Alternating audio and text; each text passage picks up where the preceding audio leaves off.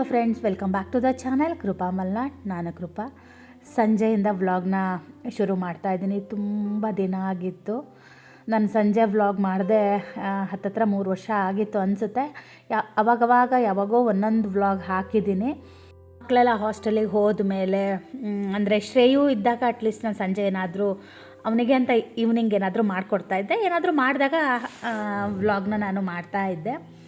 ಮತ್ತು ಈಗ ತುಂಬ ದಿನದಿಂದ ನನ್ನ ವ್ಲಾಗ್ಗಳು ಕೂಡ ಅಷ್ಟೊಂದು ಚೆನ್ನಾಗೇನು ಬರ್ತಾ ಇರಲಿಲ್ಲ.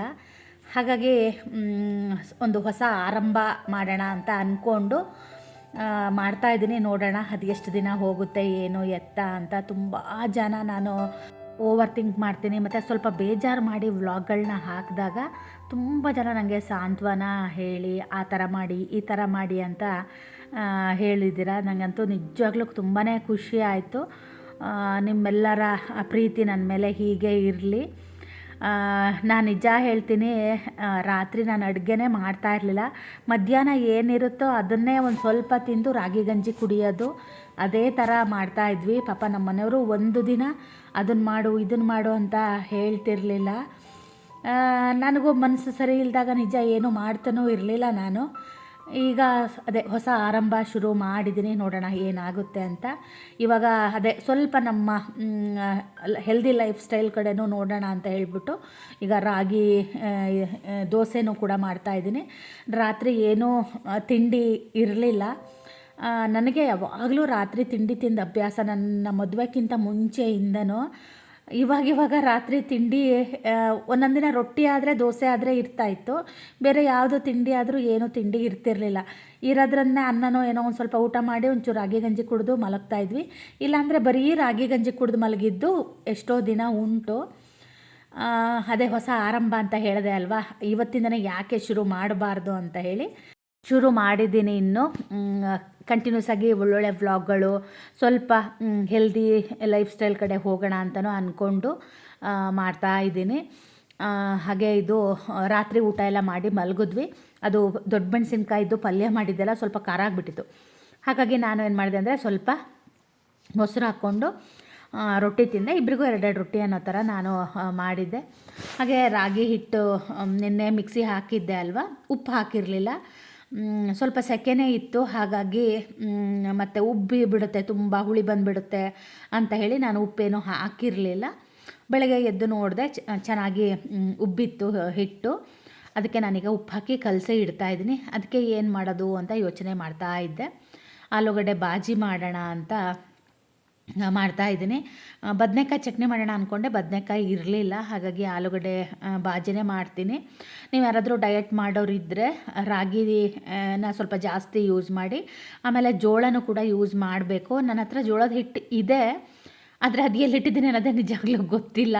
ನನಗೆ ಹೆಂಗಾಗುತ್ತೆ ಗೊತ್ತಾ, ಒಂದೊಂದು ಸಲ ಎಷ್ಟೊಂದು ವಸ್ತುಗಳು ನನ್ನ ಹತ್ರ ಅಂದರೆ ದಿನಸಿನೂ ಇರುತ್ತೆ, ನನಗೆ ತುಂಬ ದಿನ ಆದಮೇಲೆ ಮರ್ತೋಗ್ಬಿಡುತ್ತೆ. ನಂದು ಅದೇ ಒಂದು ದೊಡ್ಡ ಪ್ರಾಬ್ಲಮ್ಮು. ನಮ್ಮನೆಯವ್ರು ಅದೇ ಅಂತಾರೆ, ಒಂದು 150 ಬಾಟ್ಲ್ ಇಟ್ಕೊಂಡಿದ್ದೀಯಾ, ಆದರೆ ನನಗೆ ದಿನ ಯೂಸ್ ಮಾಡ್ತೀನಲ್ವ, ಅದು ಮಾತ್ರ ನಾನು ಕಣ್ಣು ಮುಚ್ಕೊಂಡು ಬೇಕಾದ್ರೆ ಆ ಬಾಟ್ಲನ್ನ ಎಳೆದು ನಮ್ಮನೆಯವ್ರಿಗೆ ಕೊಡ್ತೀನಿ. ಅದು ಹೆಂಗೆ ನಿಂಗೆ ನೆನಪಿರುತ್ತೆ ಅಂತಾರೆ. ಅದು ಎದುರಿಗೆ ಕಣ್ಣದೆಲ್ಲ ನೆನಪಿರುತ್ತೆ, ಅದು ಒಳಗೇನಾದ್ರು ಮುಚ್ಚಿಟ್ಟಿರ್ತೀನಲ್ಲ ಅದು ನನಗೆ ನೆನಪಿರಲ್ಲ. ಅದೇ ಒಂದು ದೊಡ್ಡ ಪ್ರಾಬ್ಲಮ್ ನನಗೆ ಅಂತಲ್ಲ, ಎಲ್ಲರಿಗೂ ಅಂತ ಅನಿಸುತ್ತೆ. ಮತ್ತು ಕೆಲವೊಂದು ಕೆಲಸಗಳನ್ನೂ ಅಷ್ಟೇ, ನಾವು ಇವತ್ತು ಮಾಡೋಣ ನಾಳೆ ಮಾಡೋಣ ಅಂತ ಅದನ್ನು ಮುಂದೆ ಹಾಕ್ತಾನೇ ಇರ್ತೀವಿ. ಅದರಲ್ಲಿ ಒಂದು ಕೆಲಸ ಅಂದರೆ ಆ ನೀರಿನ ಬಾಟ್ಲನ್ನ ನಾನು ಶ್ರೇಯು ಹೋದ್ಮೇಲೆ ತೊಳೆದು ಇಟ್ಟಿದ್ದೀನಿ. ಅವ್ನು ಹೋಗಿ ಈಗ 1 ತಿಂಗಳ ಮೇಲಾಯಿತು, ಇವತ್ತಿಗೂ ಅದನ್ನು ತೆಗೆದಿಟ್ಟಿಲ್ಲ. ನಮ್ಮನೆಯವರು ಅಂತಾರೆ ನೋಡಿದಾಗೆಲ್ಲ ಅದನ್ನು ಕ್ಲೀನಾಗಿ ತೊಳೆದು ಬಿಸಿಲಿಗೆ ಒಣಗಿಸಿ ಇಟ್ಟಿದ್ದೀನಿ. ಯಾಕಂದರೆ ಮಳೆಗಾಲ ಬರೋ ಟೈಮ್ ಆಯ್ತಲ್ವ, ಬೂಸ್ಟು ಬರುತ್ತೆ ಅಂತ. ಮಳೆಗಾಲ ಬರೋ ಟೈಮ್ ಏನು ಮಳೆಗಾಲನೇ ಇದು, ಮಳೆ ಬರ್ತಾ ಇಲ್ಲ ಅಷ್ಟೇ. ಹಾಗಾಗಿ ಅದನ್ನು ಒಣಗಿಸಿ ಎಲ್ಲ ರೆಡಿ ಮಾಡಿಟ್ಟಿದ್ದೀನಿ. ಅದನ್ನು ತೆಗೆದು ಇಡೋಷ್ಟು ಸೋಮಾರಿತನ ನನಗೆ. ಎವ್ರಿ ಡೇ ಊಟ ಮಾಡಬೇಕಿದ್ರೆ, ತಿಂಡಿ ತಿನ್ನಬೇಕಿದ್ರೆ ಇವತ್ತು ತೆಗ್ದಿಡೋಣ, ಇಲ್ಲ ತಿಂಡಿ ಆದಮೇಲೆ ತೆಗ್ದಿಡೋಣ, ಊಟ ಆದಮೇಲೆ ತೆಗ್ದಿಡೋಣ ಅಂತ ಅಂದ್ಕೊಳ್ಳೋದೇನೋ ನಿಜ, ಇವತ್ತಿಗೂ ತೆಗೆದಿಟ್ಟಿಲ್ಲ. ಮೊನ್ನೆನೂ ನಮ್ಮ ಮನೆಯವ್ರ ಹತ್ರ ಹೇಳ್ತಾಯಿದ್ದೆ, ಪ್ಲೀಸ್ ಅದನ್ನು ಒಂಚೂರು ತೆಗ್ದಿಡೋಣವಾ ಅಂತ. ಒಂದು ಭಯ ಏನಂದರೆ, ನನಗೆ ತೆಗೆದಿಟ್ಟಾಗ ಅದು ನೆಕ್ಸ್ಟ್ ಇಯರ್ ನನಗೆ ಸಿಗಬೇಕಲ್ವ, ಅದಕ್ಕೇ ನಮ್ಮ ಮನೆಯವ್ರಿಗೆ ಹೇಳೋದು ನಾನು, ನೀವು ತೆಗೆದು ನೆನಪಿಟ್ಕೊಳ್ಳಿ, ನನಗೆ ಅಂದರೆ ಬೇಸಿಗೆಗಾಲ ಬಂದಾಗ ತೆಗೆದುಕೊಡಿ ಅಂತ. ಹಾಗಾಗಿನೇ ನಾನು ಅದನ್ನು ತೆಗೆದಿಡೋಕ್ಕೆ ಹೋಗಿಲ್ಲ. ಹಾಗೆ ಆಲೂಗಡ್ಡೆ ಬಾಜಿ ಮಾಡೋದಕ್ಕೆ ನಾನು ಆಲೂಗಡ್ಡೆಕ್ಕಿಂತ ಸ್ವಲ್ಪ ಈರುಳ್ಳಿನೇ ಜಾಸ್ತಿ ಹಾಕಿದೆ. ಈ ಆಲೂಗಡ್ಡೆ ತಿನ್ನಬೇಡಿ ಅಂತ ಕೂಡ ನನಗೆ ಒಬ್ಬರು ಕಮೆಂಟನ್ನು ಹಾಕಿದರು. ಹಾಗಾಗಿ ಇದಕ್ಕೇನು ಕಡಲೆಬೇಳೆ ಹಾಕೋದು ಬೇಡ ಆಗಿತ್ತು, ಆದರೂ ನಾನು ಒಂಚೂರು ಒಗ್ಗರಣೆಗೆ ಕಡಲೆಬೇಳೆ ಹಾಕಿ ಈರುಳ್ಳಿನ ಚೆನ್ನಾಗಿ ಫ್ರೈ ಮಾಡ್ತೀನಿ. ಅದೊಂಚೂರು ಬೆಂದ ನಂತರ ಆಲೂಗಡ್ಡೆ ಮಿಕ್ಸ್ ಮಾಡ್ತೀನಿ.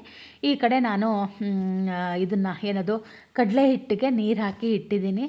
ಅದು ಬೇಯೋದು ತುಂಬ ಲೇಟ್ ಆಗುತ್ತಲ್ವ, ಅಷ್ಟರೊಳಗೆ ಸ್ವಲ್ಪ ಟೀ ಕುಡ್ಕೊಳ್ಳೋಣ ಅಂತ ಹಾಗೆ ಟೀನು ಕೂಡ ಈ ಕಡೆ ಮಾಡ್ಕೊಂಡಿದ್ದೀನಿ.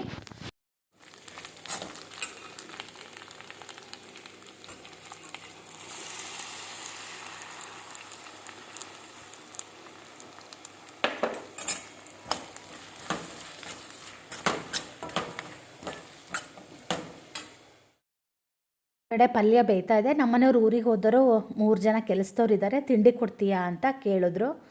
ಆಯಿತು ಅಂತ ಹೇಳಿದೆ. ನಾನು ಪಲ್ಯ ಮಾಡ್ತಾ ಇದ್ದೆ ಅಲ್ಲ, ಹಾಗೆಯೇ ಅನ್ನಕ್ಕೂ ಇಟ್ಟುಬಿಡೋಣ ಅಂತ ಹೇಳಿ ಪುಳಿಯೋಗರೆ ಪುಡಿ ಇದೆ ಹೆಂಗಿದ್ರು ಅದನ್ನೇ ಹಚ್ಚಿ ಕೊಡೋಣ ಅಂತ. ಹೋಟೆಲಿಂದ ಒಯ್ಯಬಹುದು, ಆದರೆ ಸುಮ್ಮನೆ ಒಬ್ಬೊಬ್ಬರಿಗೆ 50 ರೂಪಾಯಿ ಇಲ್ಲ 100 ರೂಪಾಯಿ ಒಯ್ಯಬೇಕಾಗುತ್ತೆ ತಿಂಡಿಗೆ ದುಡ್ಡು ಕೊಟ್ಟು. ಸುಮ್ಮನೆ 300-400 ರೂಪಾಯಿ ವೇಸ್ಟ್ ಆಗುತ್ತೆ. ಒಂದು 20 ರೂಪಾಯಲ್ಲಿ ತಿಂಡಿನೇ ಆಗಿಬಿಡುತ್ತೆ. ಯಾಕಂದರೆ 2 ಪುಳಿಯೋಗರೆ ಪುಡಿ ಪೌಡ್ರ್ ಇದ್ದರೆ ಸಾಕು. ಅಕ್ಕಿ ಹೆಂಗಿದ್ರು ನಾವೇ ನಮ್ಮದೇ ಬೆಳೆದಿರೋದು, ನಮ್ಮ ಗದ್ದೆದೇ ಅಲ್ವಾ. ಹಾಗಾಗಿ ಮತ್ತು ನನಗೆ ಸ್ವಲ್ಪ ಈ ಥರ ಬ್ಯುಸಿಯಾಗಿದ್ದರೆ ನನಗೆ ತುಂಬ ಇಷ್ಟ ಆಗುತ್ತೆ. ಹಾಗಾಗಿನೇ ನಾನು ಸ್ವಲ್ಪ ಬ್ಯುಸಿಯಾಗಿರೋಕ್ಕೆ ಇಷ್ಟಪಡ್ತೀನಿ. ಆದರೆ ತುಂಬ ಯೋಚನೆಗಳು ಆ ಥರ ಎಲ್ಲ ಇದ್ದಾಗ ಏನೂ ಬೇಡ ಅನಿಸುತ್ತೆ ನನಗೆ. ಏನಾದರೂ ಕೆಲಸ ಮುಗಿಸ್ಕೊಂಡು ಸುಮ್ಮನೆ ಕುತ್ಕೊಬಿಡೋಣ, ಇಲ್ಲ ಮೊಬೈಲ್ ನೋಡೋಣ ಅಂತ ಅನಿಸುತ್ತೆ. ಅದಕ್ಕಿಂತ ಇದು ಒಳ್ಳೆಯದು ಅಂತ ಹೇಳಿ ನಾನು ಆದಷ್ಟು ಹುಡುಕಿ ಕೆಲಸಗಳನ್ನ ಮಾಡ್ಕೊತೀನಿ. ಹಾಗೆ ಪುಳಿಯೋಗರೆಗೆ ಅದರಲ್ಲಿ ಸ್ವಲ್ಪ ಶೇಂಗಾ ಬೀಜ ಕಮ್ಮಿ ಇರುತ್ತಲ್ವ, ಅದಕ್ಕೆ ನಾನು ಒಂದು ಸ್ವಲ್ಪ ಜಾಸ್ತಿ ಶೇಂಗಾ ಬೀಜ ಮತ್ತು ಸ್ವಲ್ಪ ಇದನ್ನು ಹಾಕಿದೆ, ಅಚ್ಕಾರದ ಪುಡಿ ಹಾಕಿದೆ. ನಮ್ಮ ಕೆಲಸದವರಿಗೆಲ್ಲ ಸ್ವಲ್ಪ ಖಾರ ಇದ್ದರೆ ಇಷ್ಟಪಡ್ತಾರೆ. ಹಾಗೆ ಮಧ್ಯಾಹ್ನಕ್ಕೆ ಊಟಕ್ಕೂ ಕೂಡ ಏನು ಮಾಡೋದು ಅಂತ ಯೋಚನೆ ಮಾಡ್ತಾ ಇದ್ದೆ. ಹಾಗೆ ನವಿಲು ಕೋಸಿತ್ತು, ಅದರದ್ದೇ ಸಾಂಬಾರು ಮಾಡಿಬಿಡೋಣ ಅಂತ ಹೇಳಿ ಅದನ್ನು ಕೂಡ ಹೆಚ್ಚುತ್ತಾ ಇದ್ದೀನಿ. ನವಿಲು ಕೋಸು ತುಂಬಾ ಚೆನ್ನಾಗಿತ್ತು. 1-2 ಇಟ್ಕೊಂಡೆ ನಾನು.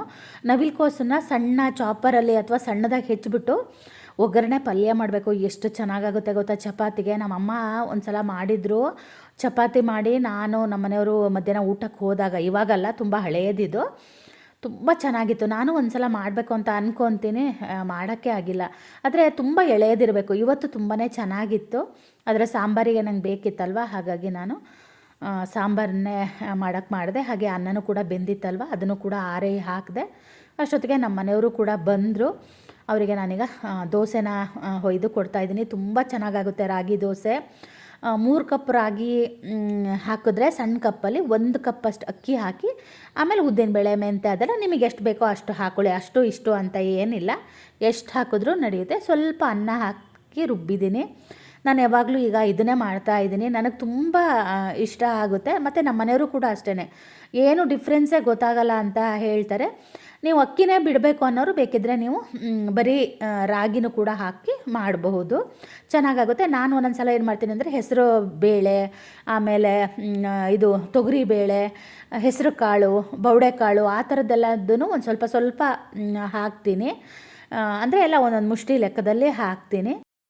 ಬೇಕಿದ್ರೆ ಆ ದೋಸೆಗೆ ನೀವು ಈರುಳ್ಳಿನೂ ಕೂಡ ಹಾಕ್ಬೋದು, ಆಮೇಲೆ ಕ್ಯಾರೆಟು, ಸೊಪ್ಪುಗಳು ಅದನ್ನು ಕೂಡ ಹಾಕಿ ಮಾಡಿದ್ರೂ ಚೆನ್ನಾಗಾಗುತ್ತೆ. ನಾನಿವತ್ತು ನಮ್ಮ ಮನೆಯವ್ರಿಗೆ ತೆಳುವಾಗಿನೇ ಹೊಯ್ಕೊಟ್ಟೆ, ತುಂಬ ಚೆನ್ನಾಗಿತ್ತು ಅಂತ ಹೇಳಿದ್ರು. ಹಾಗೆ ಈಗ ನಾನು ನಮ್ಮ ಮನೆಯವ್ರು ಇನ್ನೇನು ಹೊರಡೋ ಟೈಮ್ ಆಯಿತು. ತಿಂಡಿ ತಿಂದೊಳ್ಳೆ ಪುಳಿಯೋಗರೆ ಕೂಡ ಕೈ ಆಡಿದೆ, ತುಂಬ ಚೆನ್ನಾಗಾಗಿತ್ತು ಅಂತ ಹೇಳಿದ್ರು. ಟೇಸ್ಟ್ ಅವರಿಗೆ ನೋಡೋದಕ್ಕೆ ಕೊಟ್ಟೆ. ತುಂಬ ದಿನದಿಂದ ನಮ್ಮ ಮನೆಯವರು ಪತ್ರೊಡೆ ಮಾಡು ಅಂತ ಇದ್ದರು. ನಂಗೆ ಮಾಡೋಕ್ಕೆ ಆಗಿರಲಿಲ್ಲ. ಎಲೆ ತಂದು ಕೊಟ್ಟು ಕೂಡ ತುಂಬ ದಿನ ಆಗಿತ್ತು. ನಾನು ಅದನ್ನು ಹಾಗೆ ತೊಳೆದ್ಬಿಟ್ಟು ಒಂದು ಪೇಪರ್ ಸುತ್ತಿ ಫ್ರಿಜ್ಜಲ್ಲಿ ಇಟ್ಟಿದ್ದೆ. ಇವತ್ತು ಯಾಕೆ ಮಾಡಬಾರ್ದು ಅಂತ ಅದೇ ಮಾಡ್ತಾಯಿದ್ದೀನಿ. ನಾನು ಒಂದು ಅರ್ಧ ಕಪ್ಪಷ್ಟು ಕಡಲೆಬೇಳೆ, ಒಂದು 1/4 ಕಪ್ಪಷ್ಟು ಉದ್ದಿನಬೇಳೆನ ಫಸ್ಟ್ ಹುರ್ಕೊಂಡೆ. ಆನಂತರ ಒಂದು 4 ಚಮಚ ಇದು ಕೊತ್ತಂಬರಿ, ಒಂದು 2 ಚಮಚ ಜೀರಿಗೆ ಹಾಕಿ ಆಮೇಲೆ ಸಾಸಿವೆ ಮತ್ತು ಸ್ವಲ್ಪ ಮೆಂತ್ಯ ಹಾಕಿ ಅದನ್ನು ಹುರ್ಕೊಂಡು 1 ಕಪ್ಪಷ್ಟು ಅಕ್ಕಿಲೇ ಅದನ್ನು ನೆನೆಸ್ತಾ ಇದ್ದೀನಿ. ತುಂಬ ಮಾಡಲ್ಲ ನಾನು, ಯಾಕಂದರೆ ತುಂಬ ಮಾಡಿ ಇಟ್ಕೊಂಡ್ರೆ ಅದು ಪದೇ ತಿಂದಾಗ ಒಂಥರ ಅನ್ಸಕ್ಕೆ ಶುರುವಾಗುತ್ತೆ. ಬೇಕಾದಾಗ ಮತ್ತೆ ಮಾಡಬಹುದು ಅಂತ ಹೇಳಿ ನಾನು ಯಾವಾಗಲೂ ಆ ಥರ ಮಾಡ್ತೀನಿ. ಅದನ್ನು ತೊಳೆದ್ಬಿಟ್ಟು ಒಂದು 3-4 ಗಂಟೆ ಅದನ್ನು ಕೂಡ ನೆನೆಯೋದಕ್ಕೆ ಇಡಬೇಕು. ನಾನು ಸ್ನಾನ ಎಲ್ಲ ಮುಗಿಸಿ ಬರೋಷ್ಟೊತ್ತಿಗೆ ಕರೆಕ್ಟ್ ಆಗುತ್ತೆ ಅಂತ ನಾನು ಆವಾಗಲೇ ಹುರಿದು ಎಲ್ಲ ರೆಡಿ ಮಾಡಿ ಇಟ್ಟೆ. ಹಾಗೆಯೇ ಈಗ ಈ ಕಡೆ ನವಿಲು ಕೋಸಿನ ಸಾಂಬಾರಿಗೆ ಸ್ವಲ್ಪ ಬೇಳೆ ಕಮ್ಮಿ ಆಗಿಬಿಟ್ಟಿದೆ. ನನಗೆ ಸ್ವಲ್ಪ ನಮ್ಮನೆಯವರಿಗೆ ಸ್ವಲ್ಪ ಬೇಳೆ ಜಾಸ್ತಿ ಇದ್ದರೆ ಇಷ್ಟ ಆಗುತ್ತೆ. ಹಾಗೆ ಸಾಂಬಾರು ರೆಡಿ ಆಯಿತು, ರಾಗಿ ಗಂಜಿ ಅನ್ನ ಎಲ್ಲ ಮಾಡಿ ಆಯಿತು. ನಮ್ಮದು ಊಟ ಕೂಡ ಆಯಿತು. ನಾನು ವ್ಲಾಗ್ ಮಾಡ್ಕೊಂಡ್ಲೇ ಇಲ್ಲ, ಸಾರಿ. ಮತ್ತು ಪತ್ರೊಡೆ ಕೂಡ ಮಾಡಬೇಕಾಗಿತ್ತು. ಒಂಚೂರು ಕಡಲೆಬೇಳೆ ನೆಂದಿರಲಿಲ್ಲ. ಹಾಗಾಗಿ ನಾನು ಎಡಿಟಿಂಗ್ ಎಲ್ಲ ಮುಗಿಸ್ಕೊಂಡು ಸಂಜೆ ಕಡೆ ಮಾಡೋಣ, 4 ಗಂಟೆ ಕಡೆ ಮಾಡೋಣ ಅಂತ ಹೇಳಿ ಎಡಿಟಿಂಗ್ ಮಾಡೋಣ ಅಂತ ಹೊರಟಿದ್ದೆ. ನಮ್ಮ ಮನೆಯವ್ರು ಬಾಬಾ ಏನೋ ಕೆಲಸ ಇದೆ ಅಂತ ಕರ್ಕೊಂಡೋದ್ರು. ಸುಳ್ಳು, ಏನೂ ಕೆಲಸ ಇರಲಿಲ್ಲ ಅವರಿಗೆ. ಹಾಗೆ ಹೋಗಿ ನನಗೆ ಒಂದು ಐಸ್ ಕ್ರೀಮ್ನ ಕೊಡಿಸಿದ್ರು. ಶ್ರೇಯು ಹೋದ್ಮೇಲೆ ನಾನು ಐಸ್ ಕ್ರೀಮೇ ತಿಂದಿಲ್ಲ. ಕರ್ಕೊಂಡೋಗಿ ಐಸ್ ಕ್ರೀಮ್ನ ಕೊಡಿಸಿದ್ರು. ನನಗೆ ಸ್ಟ್ರಾಬೆರಿ ಇಲ್ಲ ಮ್ಯಾಂಗೋ ಇಷ್ಟ ಆಗುತ್ತೆ. ಸ್ಟ್ರಾಬೆರಿ ಇತ್ತಂತೆ, ಅದನ್ನೇ ಕೊಡಿಸಿದ್ರು. ಈಗ ತಿಂತಾ ಈಗ ಮನೆ ಕಡೆ ಹೋಗಿ ಯಾಕೆ ಹೀಗಾಯಿತು. ಆನಂತರ ಎಡಿಟಿಂಗ್ ಕೂಡ ಮಾಡಬೇಕು. ಮಧ್ಯಾಹ್ನ ಊಟ ಎಲ್ಲ ಆದಮೇಲೆ ಎಡಿಟಿಂಗ್ ಬೇಡ ಏನು ಬೇಡ ಅನಿಸುತ್ತೆ. ಒಂದು ಅರ್ಧ ಗಂಟೆ ನಾನು ಟೈಮ್ ಪಾಸ್ ಮಾಡ್ತೀನಿ, ನಮ್ಮನೆಯವ್ರ ಜೊತೆ ಮಾತಾಡ್ತೀನಿ. ಇಲ್ಲ ಅಂದರೆ ಸ್ವಲ್ಪ ಹೊತ್ತು ಮೊಬೈಲ್ ನೋಡಿ ಒಂದು 3 ಗಂಟೆ ಹಾಗೆ ಎಡಿಟಿಂಗ್ ಮಾಡೋಕ್ಕೆ ಕೂರ್ತೀನಿ. ಒಂದು 4:15 ಹಾಗೆ ಎಡಿಟಿಂಗ್ ಕೂಡ ಆಗಿಬಿಡುತ್ತೆ. ಇವಾಗೆಲ್ಲ ಸಣ್ಣ ಸಣ್ಣ ವ್ಲಾಗ್ಗಳು ಮಾಡ್ತಾ ಇರೋದ್ರಿಂದ ಎಡಿಟಿಂಗ್ ನಂದು ಅಷ್ಟೊಂದು ಕಷ್ಟ ಅನಿಸಲ್ಲ. ನಮ್ಮನೆಯವರು ಮರಗೆಸ ತಂದಿದ್ರಲ್ವ, ಅದು ಸ್ವಲ್ಪ ಬಾಡ್ದಂಗೆ ಆಗಿತ್ತು. ಅದಷ್ಟೇ ಸಾಕಾಗಲ್ಲ ಅಂತ ಹೇಳಿದೆ. ನಮ್ಮನೆಯವರು ಹಾಲ್ಗೆಸ ಅಂತ ಹೇಳ್ತೀವಿ ನಾವು ಅದಕ್ಕೆ. ಇಲ್ಲೇ ನಮ್ಮನೆ ಹತ್ರನೇ ಇದೆ. ಅದನ್ನು ಕೂಡ ತಂದು ಪಾಪ ತೊಳೆದು ಎಲ್ಲ ರೆಡಿ ಮಾಡಿ ಇಟ್ಟಿದ್ರು. ನಾನು ಬಂದವಳು ಅಯ್ಯೋ ಇದನ್ನು ಕೆಸುವಿನ ಸೊಪ್ಪು ಕೊಯ್ಬೇಕಲ್ಲಪ್ಪ ಅಂತ ಇದ್ದೆ. ನಾನು ಎಡಿಟಿಂಗ್ ಮಾಡೋ ಟೈಮಲ್ಲಿ ಪಾಪ ಅವರು ತೊಳೆದ್ಬಿಟ್ಟು ಎಲ್ಲ ರೆಡಿ ಮಾಡಿ ಇಟ್ಟಿದ್ದರು. ಆದರೂ ಒಂದು ಸಲ ನಾನೆಲ್ಲ ನೋಡಿಕೊಂಡೆ. ನನಗೆ ಸ್ವಲ್ಪ ಸಮಾಧಾನ ಅಂತ ಅನಿಸಲ್ಲ. ಆ ಸೊಪ್ಪಲ್ಲಿ ಕೆಲವೊಂದು ಹಿಂದ್ಗಡೆ ಹುಳ ಇರುತ್ತೆ. ಆಮೇಲೆ ಇವಾಗ ಮಳೆ ಏನೂ ಬರ್ತಾ ಇಲ್ವಲ್ಲ, ಮಣ್ಣು ಕೂಡ ಇರುತ್ತೆ. ಹಾಗಾಗಿ ಸ್ವಲ್ಪ ಕೆಸುವಿನ ಸೊಪ್ಪನ್ನ ಕ್ಲೀನಾಗಿ ತೊಳ್ಕೊಬೇಕಾಗುತ್ತೆ. ಇಲ್ಲಾಂದರೆ ಒಂಥರ ಕರ ಅಂತ ಅನಿಸುತ್ತೆ. ಆಮೇಲೆ ನಾನು ಬಂದವಳು ಪತ್ರೊಡೆನ ಮಾಡ್ತಾಯಿದ್ದೀನಿ. ನಮ್ಮ ಮನೆಯವರು ಪೇಟೆಗೆ ಹೋದರು ಸ್ನಾನ ಎಲ್ಲ ಮುಗಿಸಿ. ನಾನೀಗ ಪತ್ರೊಡೆ ಮಾಡ್ತಾಯಿದ್ದೀನಿ. ಮಧ್ಯಾಹ್ನನೇ ಮಾಡಿದರೆ ಸಂಜೆ ಅವರಿಗೆ ತಿನ್ನೋಕ್ಕೆ ಚೆನ್ನಾಗಾಗುತ್ತೆ ಅಂತ ಅಂದರು ಅವರು. ಆಮೇಲೆ ನಾನು ಬೇಯಿಸ್ಬಿಟ್ಟು ಅದನ್ನು ಮುಚ್ಚಳ ತೆಗೆದು ಇಟ್ಟಿದ್ದೆ. ಸಂಜೆ ಅವ್ರಿಗೆ ನಾನು ಹಾಗೆ ಶಾಲೋ ಫ್ರೈ ಥರ ಮಾಡಿ ಕೊಟ್ಟೆ. ನಮ್ಮ ಮನೆಯವ್ರಿಗೆ ತುಂಬ ಅಂದರೆ ತುಂಬ ಇಷ್ಟ. ಹೋದ ಸಲ ಅದು ಎಷ್ಟು ಸಲ ಮಾಡಿದ್ನೋ ಏನೋ ಗೊತ್ತಿಲ್ಲ. ಈ ಸಲ ನಿಜ ಹೇಳ್ತೀನಿ ಮಾಡ್ತೀನೋ ಇಲ್ವೋ ಅಂತಲೂ ಅಂದ್ಕೊಂಬಿಟ್ಟಿದ್ದೆ. ನನಗೆ ಯಾಕೋ ಅಷ್ಟೊಂದು ಮನಸ್ಸೇ ಇರಲಿಲ್ಲ. ಅದೇ ಅಂದೆಲ್ಲ ವ್ಲಾಗ್ ಶುರು ಮಾಡಿದಾಗೆ ಹೊಸ ಆರಂಭ ಅಂತ. ಅದೇ ಹುಮ್ಮಸ್ಸು, ಅದೇ ಹುರುಪು ತುಂಬ ದಿನದ ತನಕ ಇರಲಿ ಅಂತ ನಾನು ಆ ದೇವ್ರನ್ನ ಕೇಳ್ಕೊತೀನಿ. ನಾನು ಒಂದು ಸ್ವಲ್ಪ ಹಾಗೇ ಆವಾಗವಾಗ ಸ್ವಿಚ್ ಆನ್ ಆಗ್ತಿರ್ತೀನಿ. ಹಾಗೆ ಮಾಡಬಾರ್ದು, ಗೊತ್ತಲ್ವಾ. ಮನಸ್ಸು ಒಂದೊಂದ್ಸಲ ಏನನ್ನುತ್ತೋ ಅದು ನಾವು ಕೇಳೋಕ್ಕೆ ಶುರು ಮಾಡಿಬಿಡ್ತೀವಿ. ಮನಸ್ಸಿನ ಮಾತನ್ನ ಒಂದೊಂದ್ಸಲ ಕೇಳಬಾರ್ದು ಅನಿಸುತ್ತೆ, ಆದರೂ ಒಂದೊಂದ್ಸಲ ಕೇಳ್ತೀವಿ. ಈ ಥರ ಒಂದು ಎಲೆ ಮೇಲೆ ಒಂದು ಎಲೆ ಇಟ್ಬಿಟ್ಟು ರುಬ್ಬಿರೋ ಮಸಾಲಾನ ಇದಕ್ಕೆ ಹಾಕಿದ್ದೀನಿ. ಅದಕ್ಕೆ ಮಸಾಲ ರುಬ್ಬೋದಕ್ಕೆ ನಾನು ಹುಣಸೆ ಹಣ್ಣು, ಚೂರು ಬೆಲ್ಲ ಮತ್ತು ಉಪ್ಪು, ಅಚ್ಕಾರದ ಪುಡಿ, ಬೆಳ್ಳುಳ್ಳಿ, ಆಮೇಲೆ ಕರಿಬೇವು, ಸ್ವಲ್ಪ ಈರುಳ್ಳಿ ಹಾಕಿ ಅದನ್ನು ರುಬ್ಕೊಂಡಿದ್ದೆ. ನಾನು ಇನ್ನೊಂದು ಸಲ ಯಾವಾಗಾದರೂ ಪ್ರಾಪರಾಗಿ ವೀಡಿಯೋನ ಮಾಡ್ತೀನಿ. ಆದರೆ ಇಲ್ಲಾಂದರೆ ನೀವು ಹಳೆ ವೀಡಿಯೋನ ನೋಡಿ, ನಾನು ತುಂಬ ನೀಟಾಗಿ ಎಕ್ಸ್ಪ್ಲೇನ್ ಮಾಡಿದ್ದೀನಿ. ಇವಾಗ ಅಷ್ಟೆಲ್ಲ ಮಾಡೋಷ್ಟು ನನಗೆ ಟೈಮ್ ಇದೆ, ಆದರೆ ಯಾಕೋ ಗೊತ್ತಿಲ್ಲ ಪೇಷನ್ಸ್ ಇಲ್ಲ ಅಷ್ಟೇ. ಹೀಗೆ ಒಂದು ಎಲೆ ಮೇಲೆ ಒಂದು ಮರಗೆಸ ಇದೆಯಲ್ಲ, ಅದು ತುಂಬ ಒಳ್ಳೆಯದು ಆರೋಗ್ಯಕ್ಕೆ. ಬರೀ ಅದನ್ನೇ ಹಾಕಿದ್ರೆ ಏನಾಗುತ್ತೆ ಗೊತ್ತಾ, ಅದು ಸ್ವಲ್ಪ ಗಟ್ಟಿ ಇರುತ್ತೆ ಎಲೆ. ಹಾಗಾಗಿ ಸ್ವಲ್ಪ ಹಾಲ್ಗೆಸನ್ನು ಸೇರಿಸಿ ಮಾಡ್ತೀವಿ. ಮಳೆ ಬಂದಿಲ್ವಲ್ಲ, ಹಾಗಾಗಿ ನನಗೂ ಸ್ವಲ್ಪ ಹೆದರಿಕೆ ಆಗ್ತಾಯಿತ್ತು, ಎಲ್ಲಿ ತುರ್ಕೆ ಆಗುತ್ತೋ ಅಂತ. ಹಾಗಾಗಿ ನಾನು ಹಾಲ್ಗೆಸನ ಅಷ್ಟೊಂದು ಹಾಕಿಲ್ಲ, ಎಲೆನ ಹೆಚ್ಚಾಗಿ ಮರಗೆಸದ್ದು ಎಲೆನೇ ಹಾಕಿದ್ದೀನಿ. ನಮ್ಮ ಮನೆಯವರು ಕೂಡ ತೋಟದಲ್ಲಿ ಮರಗೆಸನ ಬೆಳೆದಿದ್ದಾರೆ. ಇಲ್ಲಿ ಮನೆ ಹತ್ರನೂ ಕೂಡ ಹಾಕಿದ್ದಾರೆ.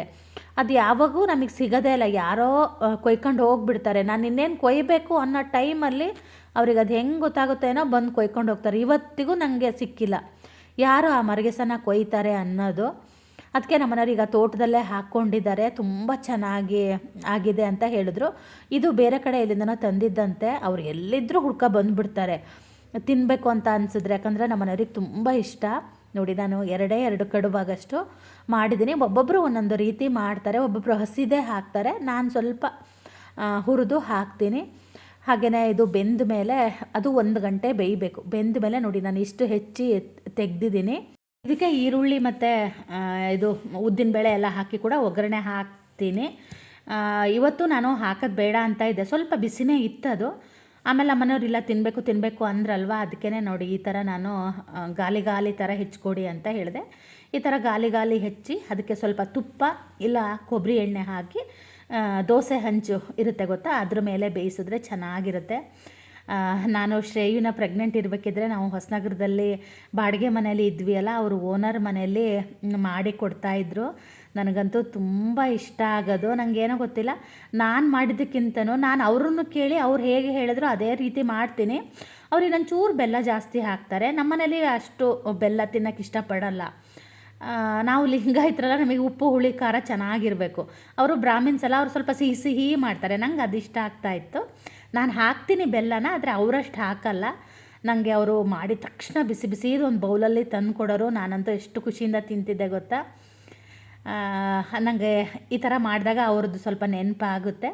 ಇದು ತುಂಬ ಹೀಟ್ ಅಂತ ಹೇಳಿ ಸ್ವಲ್ಪ ತುಪ್ಪ ಹಾಕ್ಕೊಂಡು ತಿಂದರೆ ಒಳ್ಳೆಯದು ಅಂತ ಹೇಳ್ತಾರೆ. ಹಾಗಾಗಿ ನಾನು ಒಂಚೂರು ತುಪ್ಪ ಕೊಬ್ಬರಿ ಎಣ್ಣೆ ಹಾಕಿ ಈ ಥರ ನಮ್ಮನೆಯವ್ರಿಗೆ ಬೇಯಿಸಿ ಕೊಟ್ಟೆ. ಹಾಗೆಯೇ ಇವತ್ತಿನ ವ್ಲಾಗ್ನು ಕೂಡ ನಾನು ಇಲ್ಲಿಗೆ ಮುಗಿಸ್ತಾ ಇದ್ದೀನಿ. ಐ ಹೋಪ್ ನಿಮಗೆಲ್ಲ ಈ ವಿಡಿಯೋ ಇಷ್ಟ ಆಗಿರುತ್ತೆ ಅಂತ ಭಾವಿಸ್ತೀನಿ. ಹಾಗೆಯೇ ನಾಳಿನ ವಿಡಿಯೋದಲ್ಲಿ ಸಿಗ್ತೀನಿ. ಅಲ್ಲಿ ತನಕ